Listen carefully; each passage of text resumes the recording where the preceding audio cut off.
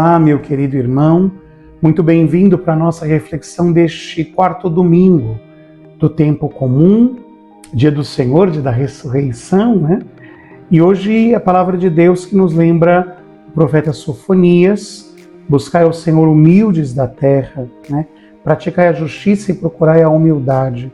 Deixarei no meio de vós um punhado de homens humildes e pobres. Segunda leitura, Epístola de Paulo aos Coríntios, a primeira, o início ainda, né? O primeiro capítulo de Paulo aos Coríntios. E Paulo que diz: considerai, irmãos, como vocês foram chamados. Vocês não estão entre os mais sábios da sabedoria humana, mas Deus escolheu aquilo que o mundo considera estúpido, fraco, né, para confundir o que é forte, desprezado e sem importância, né? E isso é para nos mostrar o que é a força da graça de Cristo. E depois o Evangelho, Mateus 5, o início do Sermão da Montanha, as bem-aventuranças, Jesus que se senta, subindo ao monte e ensina aos discípulos: bem-aventurados os pobres em espírito, os aflitos, os mansos, que têm fome e sede de justiça, os misericordiosos, os puros de coração, os que promovem a paz, os perseguidos, todos nós, os injuriados, perseguidos, que devemos nos alegrar, porque o reino dos céus nos foi dado. É claro, meus irmãos, que vemos que a tônica da palavra de Deus deste domingo é a humildade, né? Esta humildade que nos faz reconhecer a nossa pobreza e a nossa eleição.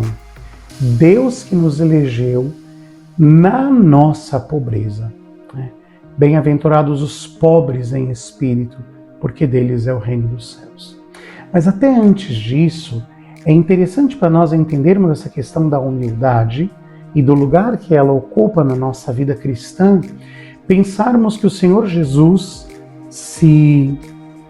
vendo uma multidão, sobe ao monte e se senta. Por que Jesus sobe ao monte? Para apresentar-se, como é próprio da teologia de São Mateus, como um novo Moisés, que não sobe ao monte para receber uma lei, mas sobe ao monte para pronunciar uma lei, para trazer uma lei que não está mais dada por Deus, colocada em tábuas de pedra, mas por outro lado, o Senhor que dá uma lei que surge da boca de Jesus e, portanto, que sai do seu coração.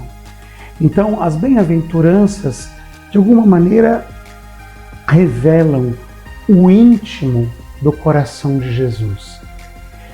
Bem-aventurados os pobres em espírito, porque pobre é Cristo, né? Que sendo rico se fez pobre para nos enriquecer com a sua pobreza. Ou seja, Cristo que desce, Cristo que se abaixa, Cristo que se aniquila, na linguagem primeiro do que eu citei, da primeira carta aos Coríntios, e agora também do hino cristológico de Filipenses. Por isso se fala de pobres em espírito no Evangelho de São Mateus.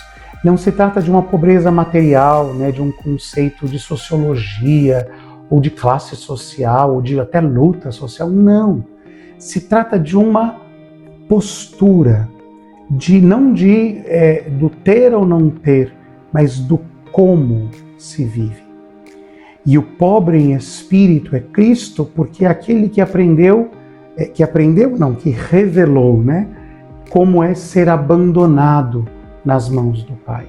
Por isso a pobreza em espírito, que o Evangelho nos diz respeito à confiança, a nossa segurança absoluta de que temos um Pai no céu que nos ama, de que temos um Pai no céu que nos quer, de que temos um Pai no céu que nos sustenta, e que por isso eu não preciso me apegar às minhas funções, aos meus cargos, ao dinheiro que eu tenho, ao que eu estudei, ou até mesmo a outras coisas que até podem ter o seu valor, mas que são tão menores do que o fato de eu ser filho de Deus, que é a maior de todas as grandezas.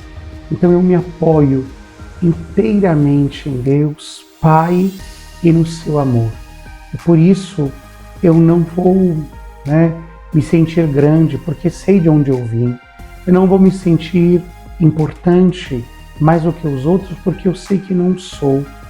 Eu não vou me relacionar com as pessoas a partir das minhas funções, ainda que as tenha, porque sei que o Senhor me ama. A pobreza em espírito nos faz entender que a única coisa que não passa é o amor de Deus, e que apoiado nele, eu serei um sinal também para os outros deste amor.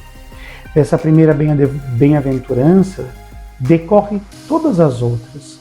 Quem não é pobre em espírito não vai se afligir diante das dificuldades do mundo, não vai ser manso, porque sempre vai querer resolver tudo com a força do seu braço, não vai ter fome e sede de justiça, porque será indiferente à dor dos outros, não terá misericórdia, porque ele próprio não foi misericordiado, para usar uma imagem do Papa Francisco.